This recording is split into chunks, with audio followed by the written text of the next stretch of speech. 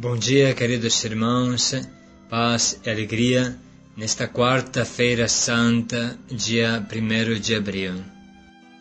Bom dia, queridos irmãos e irmãs.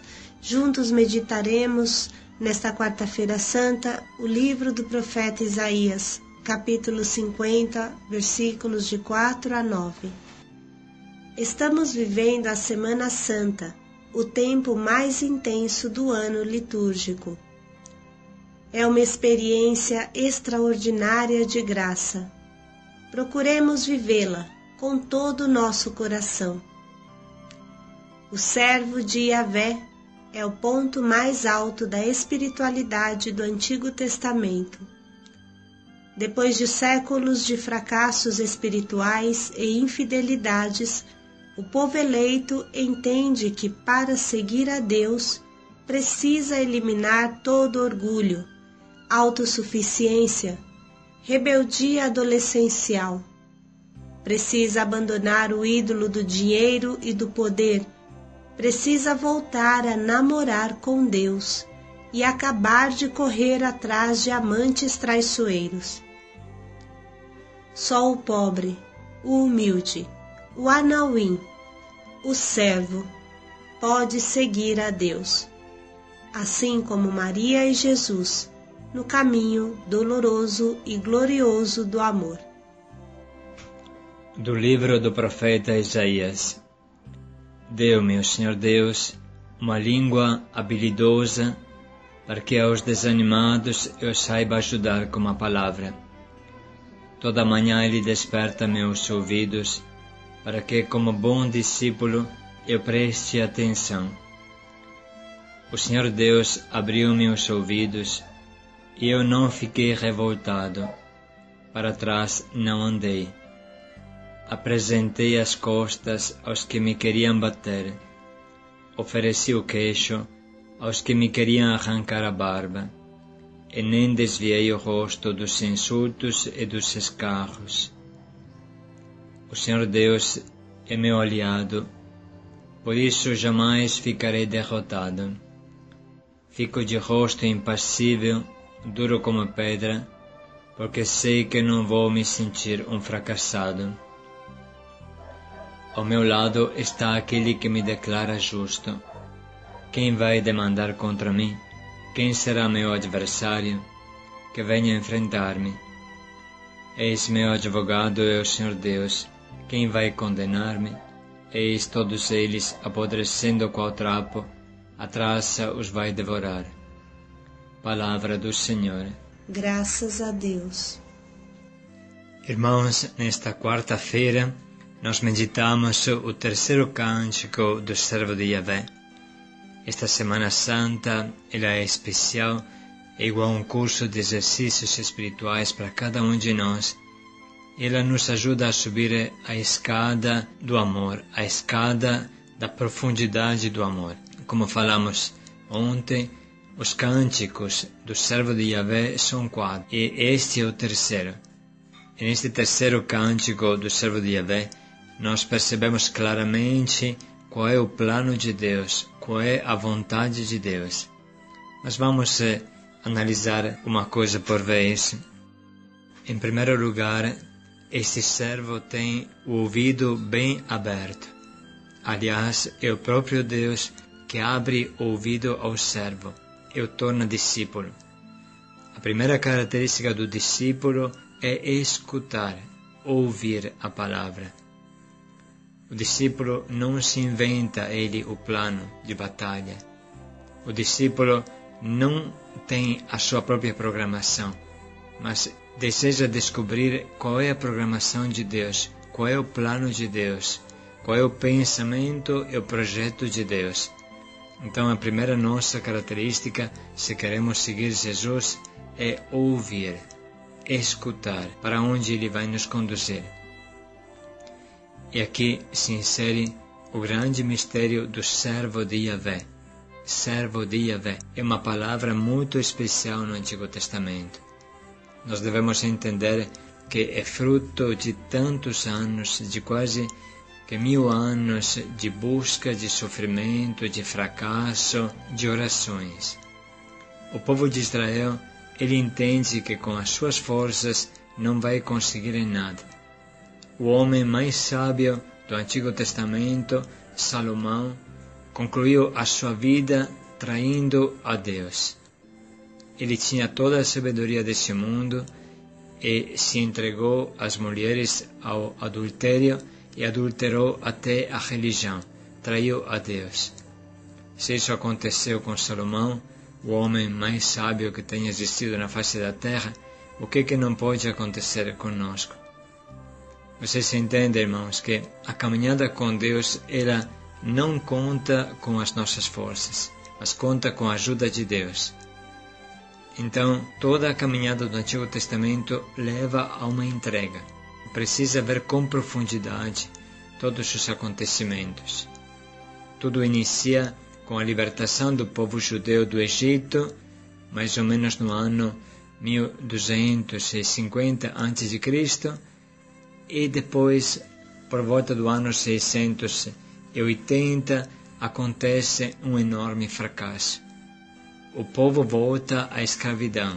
Jerusalém é conquistada, o templo é destruído, volta tudo estaca zero. Quase que 1000 anos perdidos. E o povo se torna um pequeno resto. A doutrina do pequeno resto de Israel, pequeno resto do povo, se torna sempre mais a doutrina fundamental. Escute o que fala o profeta Jeremias, falando do exílio. Tua conduta e tuas ações te valeram essa desgraça. Eis o fruto de tua maldade. Os ricos e os nobres, a equipe que dirigia, foram todos para o exílio, como escravos. Israel aprendeu a confiar unicamente em Deus. Continua o profeta Sofonias: naquele dia afastarei do teu seio teus orgulhosos triunfadores, e não mais te orgulhará em minha santa montanha. Em teu meio deixarei um povo pobre, necessitado, humilde e carente, que se abrigará no nome de Yahvé. O resto de Israel não praticará mais a injustiça. Sofonias, capítulo 3, versículo 11. O Israel qualitativo é somente o Israel dos pobres.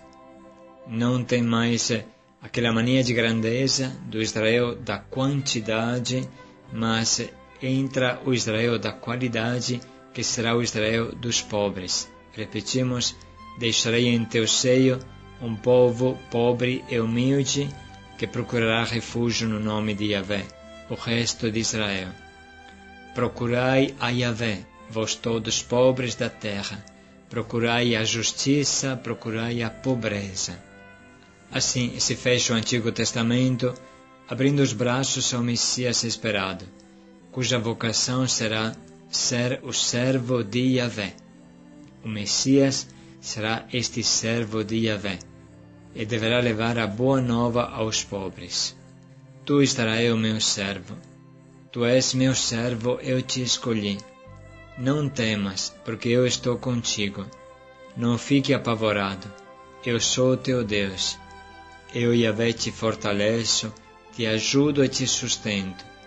Não temas, Jacó, pobre larva, Israel, frágil verme.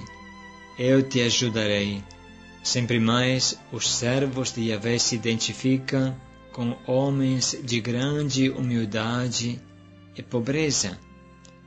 Moisés era um homem muito humilde, que faz parte dos Anauim. Humildes se diz Anauim na língua hebraica. Moisés era um homem muito humilde, o mais humilde que a terra já viu. Encontramos no livro dos Números, capítulo 12, versículo 3. E a doutrina do servo de Yahvé é revelada maravilhosamente nos 4 cânticos do servo de Yahvé. A palavra servo se diz Ebed, que significa escravo. Eis o meu servo, o meu escravo que eu sustento, não gritará. Isaías 42, como meditamos domingo. Yahvé me formou para ser seu Ebed, seu servo, seu escravo. desprezado, repelido. Isso é o segundo cântico de Isaías 49. E depois é o cântico de hoje. Entreguei minhas costas aos que me batiam e minhas faces aos que me arrancavam a barba. Enfim, chegaremos a meditar Isaías capítulo 53. Eis o meu servo, não tem beleza nem formosura, desprezado, repudiado, humilhado. Existe uma clara identificação do Santo de Deus com o servo sofredor, o verdadeiro fiel, o verdadeiro Israel. Então, irmãos, agora nós entendemos por que Deus abre o ouvido a esse homem. Como Deus deseja também abrir o ouvido a todos nós e nos explicar claramente por onde vai o caminho. Não é um caminho de violência, não é um caminho de força, não é um caminho de sucesso humano, não é um caminho de aplausos, é um caminho de sofrimento. Depois que Deus abre o ouvido a este seu servo e discípulo, logo este servo oferece as costas aos que queriam bater.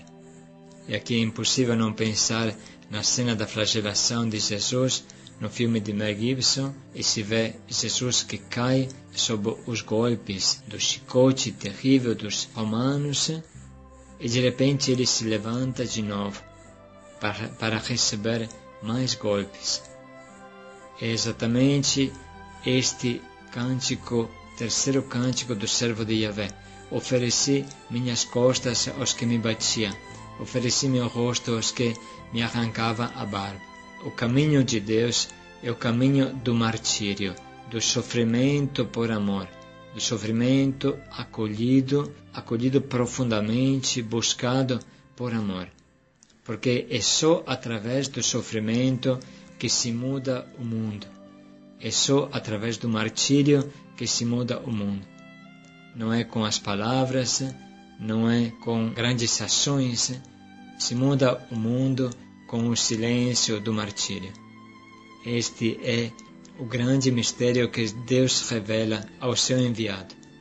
Este é o grande mistério que forma a vida de todos nós missionários. Todos, porque também os grupos de evangelização são missionários, também os acolhidos nas nossas casas não são acolhidos para se recuperar das drogas, mas para aprender a ser missionários na vida. E o segredo de ser missionários é fazer como o grão de trigo, que cai na terra e morre. Se não morrer, ficará só, será inútil, não produzirá nada. Mas se morrer, produzirá muito fruto. Irmãos, tudo isso nos parece absurdo e muito difícil para entender. Mas pensa na tua mãe. Ela não sofreu? Você ama ela por quê? Porque ela sofreu e se entregou por você. Todas as mães desse mundo, se correspondem à sua vocação, fizeram isso. Se ela não tivesse sofrido, ela não seria nem mãe, uma barriga de aluguel. Mas você sente que é a tua mãe porque ela sofreu por você. Entende que está dentro da tua experiência com a tua mãe o sofrimento dela. Ela é mãe porque sofreu. Se não tivesse sofrido, não seria mãe. E a mesma coisa acontece para nós. Se queremos gerar vida, então devemos oferecer a nossa vida. Neste momento vamos escutar algumas frases de Santa Teresa do Menino Jesus, que revelam profundamente a sua escolha de amor até o martírio. Vale a pena escutar com atenção, porque elas explicam o que é este servo sofredor, o que é este servo de Yahvé, e qual é o caminho para todos nós missionários. Dizia Santa Teresa de Lisieux: sofro com alegria e paz. Verdadeiramente, encontro minha alegria em sofrer. O gozo missionário do sofrimento se alimenta do ardor apostólico no estilo do bom pastor. Esse é o preço das almas. Sofrendo se pode salvar almas. Por isto, para ela, um dia sem sofrer é um dia perdido. Não se trata de grandes sofrimentos, mas daqueles pequenos espinhos da vida cotidiana. Não percas nenhum dos espinhos que encontras a cada dia. Com um deles pode salvar uma alma. Não lhe recusemos o menor sacrifício. Recolher um alfinete por amor pode converter uma alma. Que mistério! Muito menos se trata de buscar explicações teóricas, mas sim imitar o exemplo do próprio Jesus. Quer que comeceis já a vossa missão e que pelo sofrimento salveis as almas. Não foi sofrendo e morrendo que ele redimiu o mundo? Por isso, a oração e o sacrifício constituem toda a minha força. São as armas invencíveis que Jesus me deu. Elas podem, muito mais que as palavras, comover os corações. Façamos de nossa vida um sacrifício contínuo, um martírio de amor para consolar o Jesus. O sofrimento afrontado por amor transforma a vida em martírio fecundo. Dessa forma, é o martírio do coração, o sofrimento íntimo da alma. Então, o martírio do coração não é menos fecundo que o derramamento do sangue. Morrer de amor, docíssimo martírio que eu gostaria de sofrer. Santa Teresa encontrava sua vida orientada para ele. A vida de Teresa de Lisieux é martírio de amor, porque se gasta gota a gota para apagar a sede de Cristo e recolher e aplicar seu sangue redentor. Contemplando uma estampa de Jesus crucificado, cuja mão ensanguentada destacava-se no livro, afirma: fiquei profundamente impressionada ao ver o sangue que caía de uma de suas mãos. Caí ao solo sem que ninguém viesse recolhê-la. Resolvi manter-me em espírito ao pé da cruz para receber o divino orvalho que dela gotejava. Compreendo que logo teria que derramá-lo sobre as almas. Poucos dias antes de morrer, em circunstâncias semelhantes, repete quase as mesmas palavras. Não quero deixar que se perca esse sangue precioso. Passarei minha vida recolhendo-o para as almas. A ânsia de martírio se alimenta da sede missionária de salvar almas. A sede de Cristo na cruz contagia os apóstolos de um zelo universal. O grito de Jesus na cruz ressoava continuamente em meu coração: tenho sede. Estas palavras acendiam em mim um ardor vivíssimo e desconhecido. Eu mesma me sentia devorada pela sede de almas. E concluí: às almas eu dava o sangue de Jesus, e a Jesus eu oferecia estas almas refrescadas com seu divino orvalho, e deste modo me parecia acabar-lhe a sede. Os sofrimentos e dificuldades da vida missionária se transformaram em fecundidade apostólica, por ser o martírio íntimo de uma vida doada. Jesus deseja ser auxiliado em seu divino cultivo de almas. Ofereçamos nossos sofrimentos a Jesus para salvar almas. Todo o sangue de um Deus foi derramado para salvá-las. Jesus quer fazer depender sua salvação de um suspiro de nosso coração. Vamos amá-lo, pois, até a loucura. Jesus quer que a salvação das almas dependa de nossos sacrifícios, de nosso amor. Ele nos mendiga almas, um olhar e um suspiro que serão somente para Ele. É tão doce ajudar Jesus a salvar almas que Ele redimiu com o preço de seu sangue. Quase em seus últimos momentos e abrasada de sede, Teresa de Lisieux dirá com confiança filial: meu Jesus, vossa filhinha tem muita sede.